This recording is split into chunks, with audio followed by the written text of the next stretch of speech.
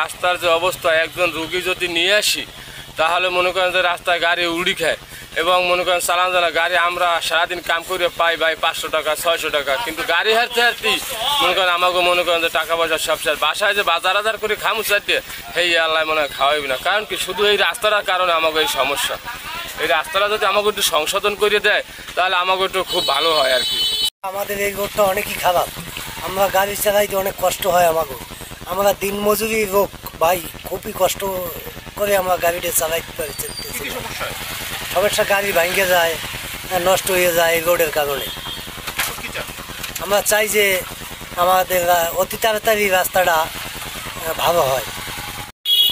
আসলে খুবই দুঃখজনক, কারণ এই রাস্তাটা হচ্ছে এমন একটা জায়গায়, আমাদের এই ডান পাশে হচ্ছে হসপিটাল। তো এই হসপিটালে যত রুগীগুলো আসে এদের যে ভোগান্তিটা, এবং এই আপনি দেখতে পাচ্ছেন পিছনে যে অটোগুলো কিভাবে করে এদিক সেদিক করে। টানা সপ্তমবারের মতো বেস্ট টিস্যু পেপার ব্র্যান্ড হিসেবে স্বীকৃতি পেয়েছে বসুন্ধরা টিস্যু।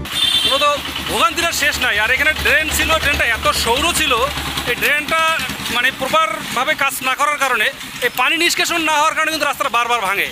তো আমাদের মনে হয় যে আসলে আমাদের একটা দাবি এই পৌরবাসীর, যে এই ড্রেনটা ভালোভাবে একটু চওড়া করে যাতে করা হয় এবং রাস্তাটার যাতে আমরা ভোগান্তি থেকে যাতে আপনার নিষ্পত্তি পেতে পারি। এবং বিশেষ করে হসপিটালটা এবং পৌর শহরে ঢোকার মতো মেইন রাস্তা কিন্তু একটাই।